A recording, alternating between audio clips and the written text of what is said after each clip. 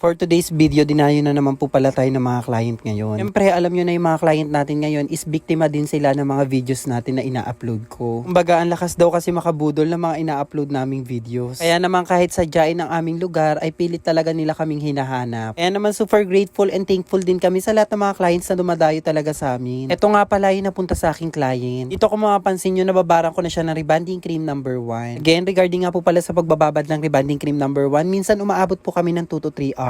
Yes, very normal po sa amin ang pagbababad ng 2 to 3 hours regarding sa pag-a-apply or pagbababad ng rebonding cream number 1. Para sa kaalamanan po ng lahat, mas maganda po kung bababaran nyo ng rebonding cream number 1 yung hair ng mga client nyo is half inch away from the scalp. Or wag nyo po kagad isasagad yung gamot sa anit. Mas maganda rin po kung magre-reapplication kayo every 45 minutes up to 1 hour. At syempre kung mag-a-apply naman kayo ng gamot, mas maganda kung layer by layer or section by section. To make it sure na lahat ng hair strand is na-applyan evenly. Pagbababad nga po pala ng rebonding cream number 1, nakadepende po ito palagi sa hair strand ng mga client nyo. Pag napansin nyong gumaganit, rumurupok yung hair ng mga client nyo or nagra-rubber-rize, mag-spray lang kayo ng water. Spray lang kayo ng water hanggang sa mawala yung pagka-rubber-rize ng hair. Mas maganda din kung magbababad kayo ng rebonding cream number 1, mas magandang babaran yung makakapal yung hair strand. At mas hinuhuli po namin babaran yung mga hair strand na maninipis, especially yung may mga colored hair. But iba nga po pala ang mga strategies kung paano po kami nagre-rebond. And regarding po pala sa pagbababad or pagre-rebond, nakadepende po ito palagi sa hair strand ng mga client. Kasi do application pa lang ng gamot, dito pa lang natin makikita kung mag-straighten ba or magpa-flatten yung hair nila. Dahil kami, pag nakita namin nag-straighten or flatten na yung hair ng mga client namin, nag-extend na lang kami ng 30 minutes bago namin sila banlawan. Sa punto nga ito, kung mapapansin nyo, nag-straighten na or nag-flatten na talaga yung hair ni client. Pag nagbabad nga po pala kayo ng rebonding cream number 1, mas maganda din kung hindi nyo papabayaang matuyutan yung hair ni client. Tandaan, bawal na bawal pong matuyuan or matuyutan yung hair ng mga client nyo during rebonding cream number 1. Kaya naman yung napansin ko, nag-straighten or nag-flatten na yung hair ni client, ay nag-proceed na ako sa pagbabanlaw at iyan nga binoblow dry ko na ang kanyang hair. Pag blow dry naman po ng hair, wala naman pong required heat, mas mainit, mas mabilis pong matuyo. Mas maganda din kung hahawiin nyo ng suklay or hahawiin nyo ng kamay para mas mabilis matuyo yung hair ng mga client nyo. At pag mag-blow dry nga po pala, mas maganda kung lalaruin nyo din yung hair dryer or yung blower nyo. Kasi pag tinutok yan sa anit, mainit din talaga. Kaya naman right after ko ma-blow dry yung hair ni client, kung mapapansin nyo, nag-straighten at nag-flatten na talaga siya. Turn yan, sinection ko na yung kanyang hair at nag-proceed na ako sa pag-hair iron or pagpaplansya. Gamit nga po pala ako dyan ng MAC hair iron na kulay green. Yung makapal nga po pala yung hair ni client, kaya magandang gamitin sa kanya yung MAC hair iron na kulay green. At regarding nga po pala sa pag-hair iron or tamang pagpaplansya, ay nakadepende po ito palagi sa hair strand pa rin ng mga client. Nakikita nyo natutusta or natututong yung hair ng mga client nyo habang pinaplansya nyo, ay babaan nyo po ang heat temperature. Nakita nyo naman pong kumikinang or kumikintab yung hair ng mga client nyo during na pinaplansya nyo sila. Ibig sabihin po, kaya ng hair strand yung heat temperature na ginagamit nyo. Kaya naman right after ko siyang maplansya, ito na ang naging resulta ng hair ni client. Mapapansin nyo, rebonding cream number 1 pa lang yan, after ko siyang i-hair iron, plakadong-plakado na ang naging resulta. Kaya naman hindi na rin ako nagtataka kung bakit sobrang dami din nagpapagawa sa aming salon. And especially, madami na din ako na-inspired ng mga hairdresser na gumamit ng mga ginagamit kong product. Since madami ang white hair si client, kaya nag-proceed na kami sa pag-hair coloran. Pag nakita nga din pala namin yung hair ng mga client namin nag-straighten at nag-flatten na sila, rebonding cream number 1 pa lang, ay nag-skip na din kami sa pag-apply ng rebonding cream number 2. Again, para sa lahat ng hairdresser, optional lang po kung gagamit kayo ng rebonding cream number 2 or hindi. Kasi para sa akin, even na hindi ako gumamit ng rebonding cream number 2, maganda ang nagiging resulta ng rebond namin. Again, bilang isang hairdresser or mentor or coach, kanya-kanya po tayong strategy. But I really believe that experience is the best teacher. You will know unless you never try. Basta ako, sinishare ko lang lahat ng mga strategy namin or ginagawa namin sa hair ng mga client namin. Kaya naman right after ko siyang hair colorant dito, ay binlow dry ko na din yung kanyang hair. Pagbababad nga po pala ng hair colorant, usually nagbababad lang kami ng 45 minutes after 1 hour. Bali, intense light brown nga lang po pala yung kinulay ko dyan kay client, pero ang napakaganda talaga ng kulay na to. Request kasi ni client, ayaw niya masyadong makulay, at the same time, gusto niya yung natural looking lang. Kumbaga, sweet girl lang ang atake niya. By the way, kung hindi niyo po alam, dalawa po yung client namin ngayon na meron silang asawa or partner na foreigner. Ang nakakatuwa pa nga, habang nire-reband namin sila is nagkaalaman sila na parehas palang country kung saan nakatira yung mga asawa nila. Other words, same citizenship ang kanilang mga partner. Pero best in chika ako, no? By the way, going back to the topic, ito na nga pala yung after wash result after kong banlawan yung hair ni client. Kumbaga, ito na din yung after wash na maaaring maging resulta after anlawan ni client yung kanyang hair. Pero syempre, mai-improve or mapakintab or mapaganda or mapadulas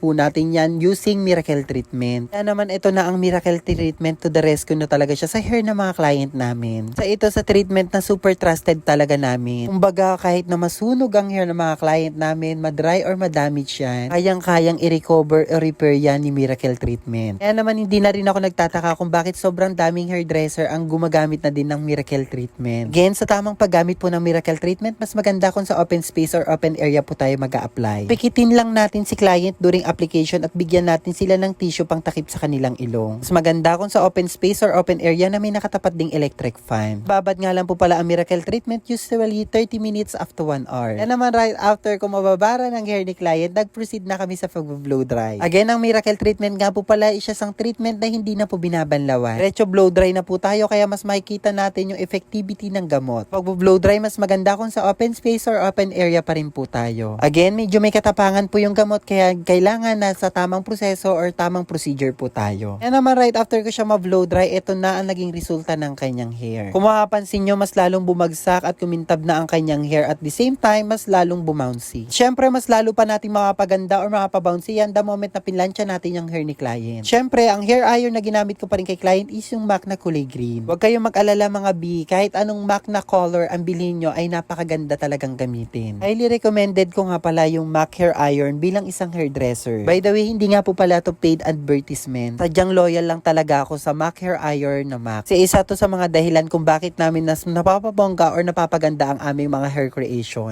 Halos lahat kasi ng hair status or hair strand ay may specific suitable sa mga MAC hair iron. Na naman lahat ng MAC hair iron na color ay meron kami. Na naman right after ko planchayin yung hair ni client, ito na ang naging resulta. By the way, sa mga nagtatanong kung bakit ganyan yung haircut ni client is pinasadya niya po talaga yung ganyang haircut. Again, hindi ko nga po pala ginupitan dito si client na kahit anong hibla. Yung nga daw kasi makapal yung buhok niya kaya gusto niyang panipisan kaya ganyan ang pina-haircut niya. Kaya naman, ito na ang naging resulta ng hair ni client after ko siyang i-hair iron. Tuwa nga dito si client kasi nung pinakita niya to sa asawa niya ay nirate talaga siya ng 10 out of 10 daw. Kaya naman talaga super satisfied at super happy si client at napaka-sweet niya. Pero hindi lang naman siya ginawa namin itong araw na to. Ito din, meron pa tayong second client. Bale, ito si Madam. Ayan, yung isang client namin fresh from Alas Asin. Again, meron din siyang foreigner na asawa. Goy, super chismis naman ako sa inyo. Kwento niya nga rin sa amin na meron daw siyang farm sa Alas Asin. Minsan nga daw ay i-invite pa kami sa kanila, o diba? Especially pag tagbunga na daw talaga yung mga prutas na tanim niya dun. Ay nako, pag in-invite talaga kami ni Madam, sure na sure talagang pupunta kami at magdadala kami ng sako. Pero syempre, char-char lang po yun. Syempre, kung i-invite naman tayo, why not na hindi tayo pumunta? Ito naman po yung isang client din namin na hindi nagpatalo. Tuwa nga kasi sila dahil nga daw nababalasa daw yung mga buhok kung bakit sila nagpagawa sa amin. Una nga, yung mga client namin talaga, hindi din naman talaga makapaniwala sa mga hair creation na pinapanood namin or pinapalabas namin. Well, sabi ko nga sa inyo, to experience is to believe. You will never know unless you never try. Kaya naman kung na-inspired kayo or natuwa kayo sa simple video na ito, hulaan nyo naman kung saan bansa galing yung mga jowa or mga partner na mga clients namin. Lagay nyo lang sa comment section yung sagot nyo, then share nyo na din yung video na to. Dahil pag nahulaan nyo or tumama kayo, syempre ipipm ko kayo at magsasend ako sa inyo ng cash. At kung interesado naman pa kayo magpagawa sa aming salon, pwede nyo po i-PM ang aming page, Clinic Happy Salon Mariveles, Bataan. Kung interesado naman po kayo regarding sa gamot na ginamit namin sa mga client, pwede nyo po ito ma-avail through TikTok at Shopee. Or pwede nyo din po ako i-PM para ma-send ko po sa inyo yung link kung saan nyo siya mabibili. Syempre, wag nyo na rin akong kalimutan na i-follow. Thank you so much!